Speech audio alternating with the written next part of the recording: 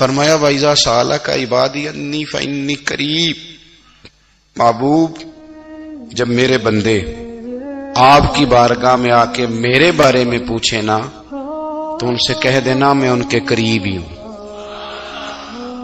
قریب ہی ہوں۔ دلیل کیا ہے؟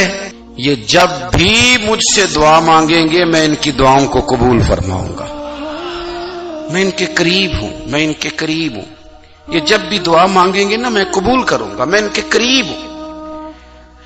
اللہ تبارک و تعالیٰ کے بندے اللہ سے محبت کرتے، رب کی بارگاہ میں جھکتے، اس کو اپنے دکھ سناتے، اس کے پیارے محبوب صلی اللہ تعالی علیہ وسلم کا وسیلہ لے کے اس کے حضور حاضر ہو جاتے، پیشانیاں سجدوں سے روشن ہوتی۔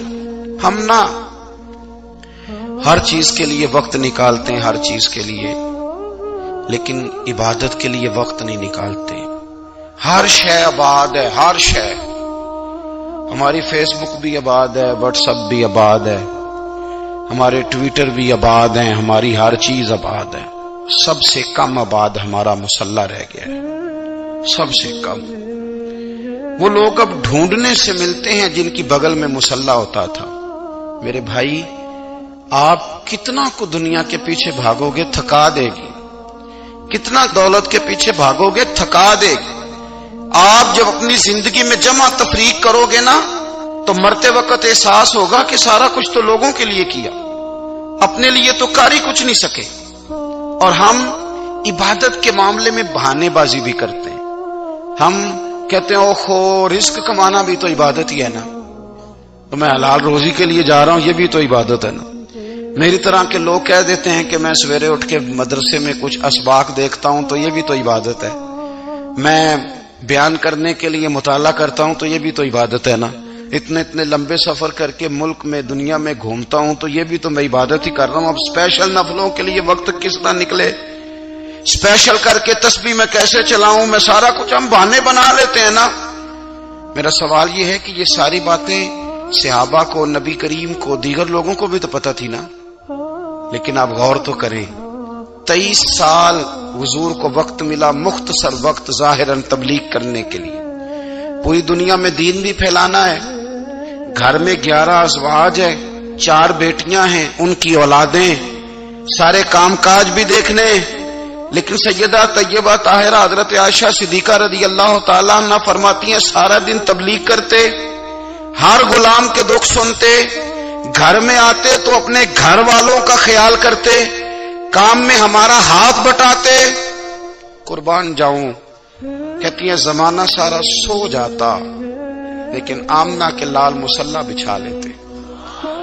دنیا سو گئی، ساری سب سو گئے، جو خدام تھے، وہ جو غلام تھے وہ سو گئے۔ صحیح مسلم میں لفظ ملیں گے، سیدہ پاک فرماتی ہیں او میرے نبی کے غلاموں، میں نے یہ رنگ بھی دیکھا ہے کہ حضور نے اتنا کھڑے رہے، اتنا قیام کیا، اتنا قیام کیا کہ مقدس پیروں میں ورم آ گئے، سوج گئے پیر، اتنے بڑے۔ دل پہ ہاتھ رکھ کے نہیں بتا سکتا کہ میرے کبھی نماز میں پیر سوج گئے، کوئی نہیں بتا سکتا۔ بچوں کی روٹی کماتے تھک گئے بات الگ ہے، ہم سیر کرنے گئے تو تھک گئے بات الگ ہے، لیکن عبادت میں یہ بھی تو مسلم شریف ہے نا، یہ بھی تو دین ہے نا، یہ بھی تو حضور کی سنت ہے، یہ بھی تو وہ چیز ہے جو کریم کی آنکھوں کی ٹھنڈک ہے۔ سیدہ فرماتی ہیں پیروں میں ورم آ گئے، اور ساری رات ہی حضور نے نماز پڑھی اور ایک ہی آیت بار بار دہرائی۔ مسجد نبوی میں بلال حبشی نے فجر کی اذان دے دی اور حضور ابھی مصلی پہ تھے، کریم فارغ ہوئے، میں نے عرض کی یا رسول اللہ صلی اللہ علیہ وسلم، آپ کے تو صدقے اللہ اگلے پچھلوں کے گناہ معاف کرے گا، تو آپ اتنی آہوزاری کیوں فرماتے ہیں؟ آپ تو شفیع ہیں، آپ تو انبیاء کے امام ہیں۔ تو حضور نے فرمایا عائشہ تم نے گنوایا ہے نا میرے اللہ کی مجھ پر کتنی رحمت ہے، افلا اکون عبدا شکورا، فرمایا اگر اس نے اتنی نعمتیں دی ہیں تو کیا میں اس کا شکر گزار بندہ نہ بنوں، میں شکر گزار بندہ نہ بنوں اس کا؟ پھر اگر اتنی نعمتیں اس نے دی ہیں، مجھے اتنا نوازا ہے، تو پھر میں اس کے سامنے سجدے نہ کروں؟ او میرے بھائی، بڑے قابل فخر لوگ ہیں ہم کہ ہم نبی پاک کے غلام ہیں. ہم قابل فخر ہیں کہ نبی کریم کے غلام ہیں. کیا کبھی اس غلامی کے شکرانے میں بھی 2 نفل پڑھے کہ یا اللہ تیرا شکر ہے تو نے ہمیں حضور کا غلام بنایا ہے.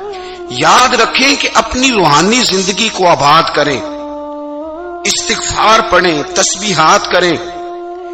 حضرت عبداللہ ابن عمر رضی اللہ تعالیٰ عنہ حضرت عمر کے صاحبزادے, مکہ مکرمہ میں ان کی قبر ہے. میں نے جب انہیں پڑھا تو مجھے ان سے بڑا پیار ہو گیا. لیکن آپ کو پتہ ہے وہاں جا کے کسی شخص کا مزار تلاش کرنا یا پوچھنا ایک مشکل کام ہوتا ہے. تو ایک دفعہ میں مکہ شریف میں حاضر تھا تو ایک گاڑی والا ڈرائیور مجھے کہنے لگا کہ مولانا میں آپ کو جانتا ہوں, مجھے آپ سے محبت ہے, ایک بات بتاؤں آپ کو. میں نے کہا بتاؤ. کہنے لگے حضرت عبداللہ ابن عمر کی قبر دیکھنی ہے. میں نے کہا یہ تو نہیں کہہ رہا, یہ کسی نے بندوبست کرایا ہے, یہ اللہ نے تیرے دل میں بات ڈالی ہے, یہ ہو گیا تو لے چل مجھے. حضرت عبداللہ ابن عمر کو نبی پاک نے فرمایا تھا راجل صالح, یہ نیک بندہ ہے, یہ متقی آدمی. حضرت عبداللہ ابن عمر رضی اللہ تعالیٰ عنہ سیدنا فاروق اعظم رضی اللہ تعالیٰ عنہ کے صاحبزادے ہیں اور ان کی ہمشیرہ سیدہ حفصہ رضی اللہ تعالیٰ عنہ حضور کی زوجہ محترمہ. ایک دن اپنی ہمشیرہ سے کہنے لگے کہ نبی کریم صلی اللہ تعالیٰ علیہ وسلم گھر میں آئے نا, اور اگر حضور غم امت میں پریشان نہ ہوں, طبیعت کو حشاش بشاش دیکھو تو ذرا پوچھنا تو صحیح حضور کا میرے بارے میں کیا خیال ہے, پوچھنا تو صحیح کہ کریم کی بارگاہ میں میرا کیا مقام ہے, میرے بارے میں حضور کیا فرماتے ہیں.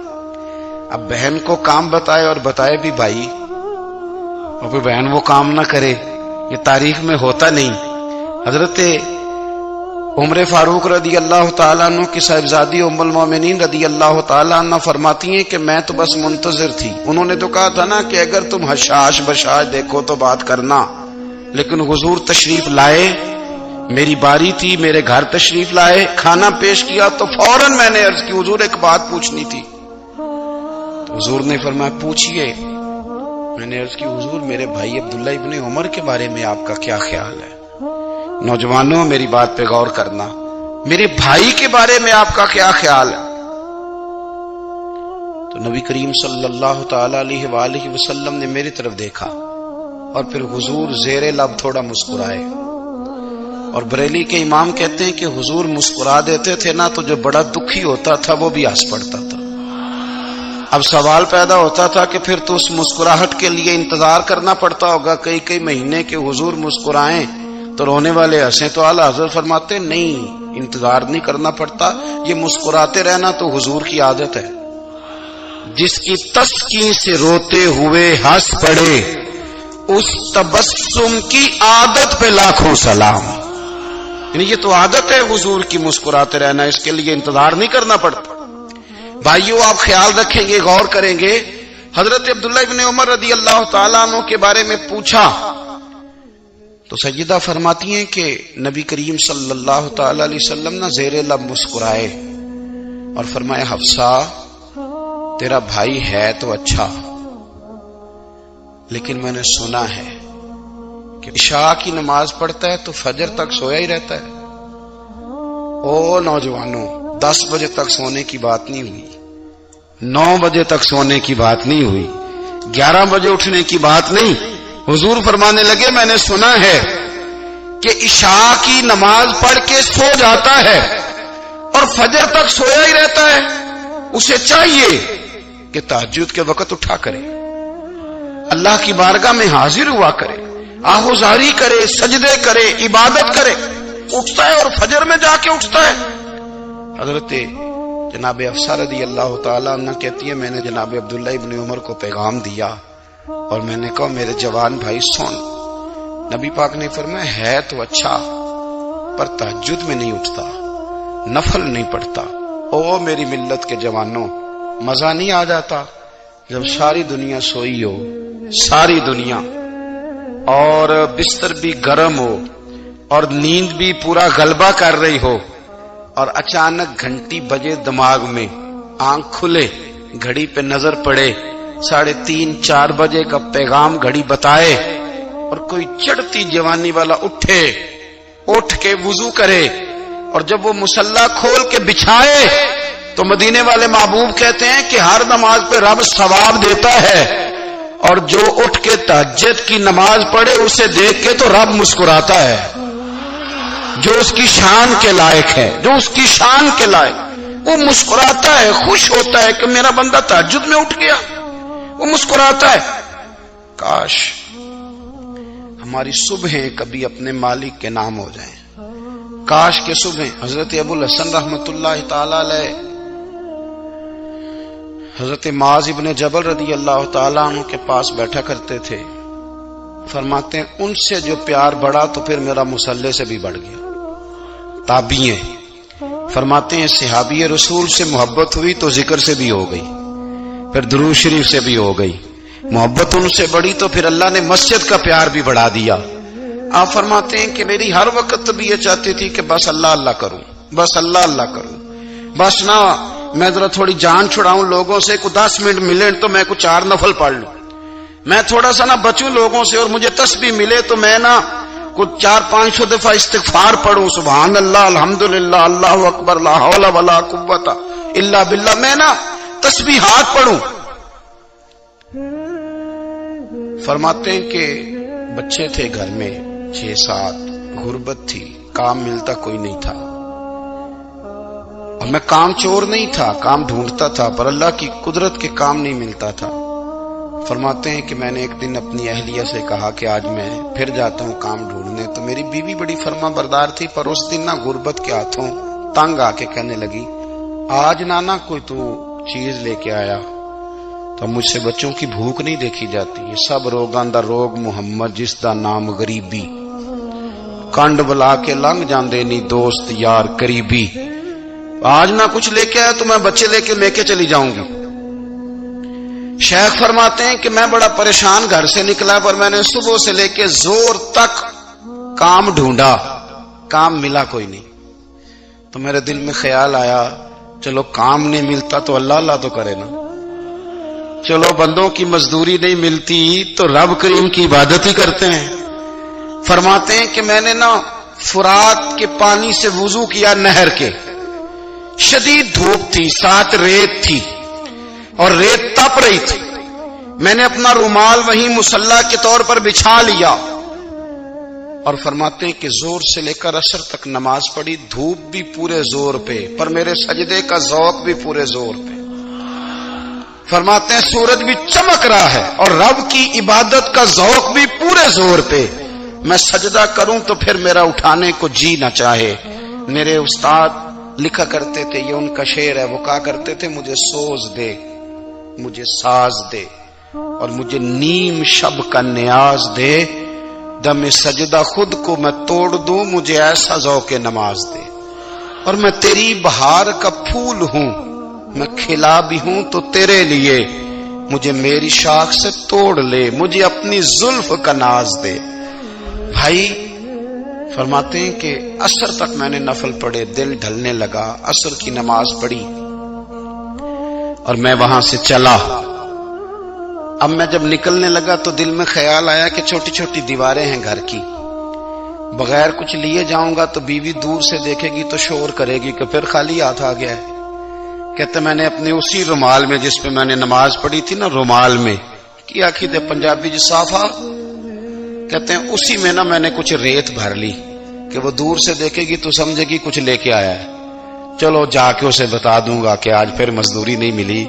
کہتے ہیں وہ ریت لے کر جب میں گھر میں گیا تو پہلے بیوی دروازے پہ کھڑی ہوتی تھی، پوچھتی تھی خالی ہاتھ آ گئے ہو؟ آج میں نے دیکھا تو ہے ہی کوئی نہیں۔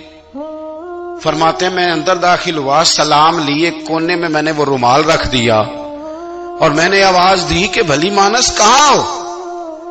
تو وہ کہنے لگی آپ منہ ہاتھ دھو لیں، میں روٹی لے کے آئی۔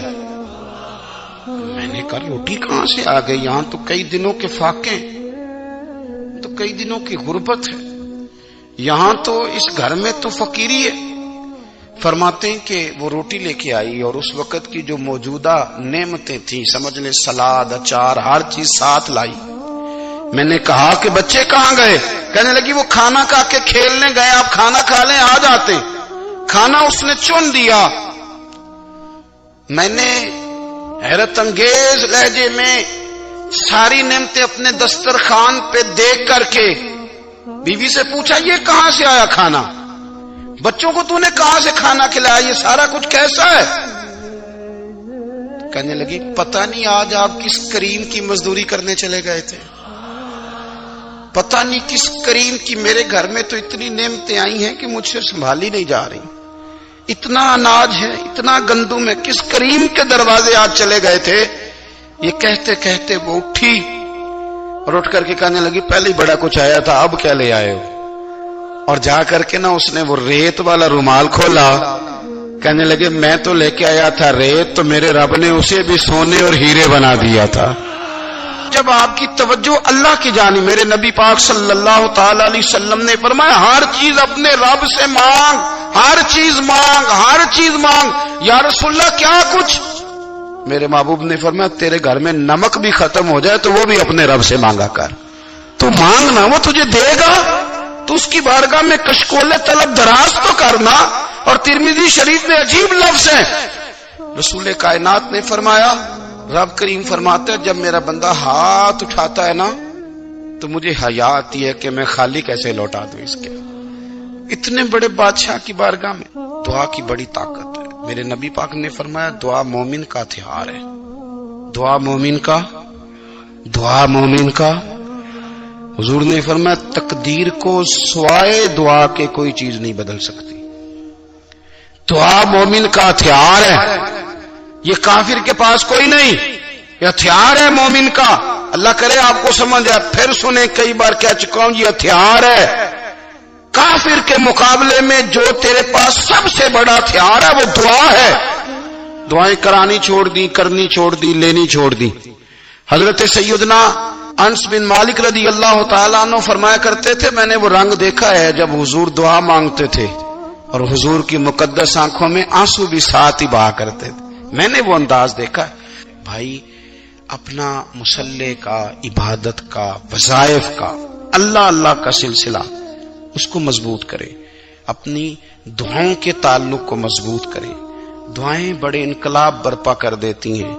ہم تھوڑے تھوڑے نا جب سے خشک ہوئے ہیں نا، خشک، اور میری تو جماعت ہی صوفیاء کی جماعت تھی، ہم تو داتا علی اجمیری کی جماعت سے، ہم تو خواجہ اجمیری کی جماعت سے، ہم تو شیخ احمد فاروق سرہندی کی جماعت سے، ہم تو صوفیاء کی جماعت۔ ہماری جماعت نے بھی وہ تعلق جو ہمارے بزرگوں نے بنایا تھا۔ بزرگ اللہ کے قریب کیسے جاتا ہے؟ تو ہمارے یہاں نا بہت سارے لوگ کہتے ہیں جی نظر ہو گئی تو کام ہو گیا۔ بھائی جو بخاری مسلم میں طریقہ ہے نا اللہ کا قرب پانے کا وہ تو نفل ہے۔ نبی کریم علیہ الصلوۃ والسلام نے فرمایا بندہ نفلوں کے ذریعے رب کے قریب جاتا ہے، اور اتنا قریب جاتا ہے کہ پھر اللہ اس کی زبان بن جاتا ہے، اللہ اس کی آنکھیں بن جاتا ہے، کان بن جاتا ہے، ہاتھ اور پیر بن جاتا ہے۔ تو یہ تو عبادت ہے، یہ تو اللہ کی بارگاہ کی حاضری ہے جو آپ کو اللہ کے قریب کرے گی۔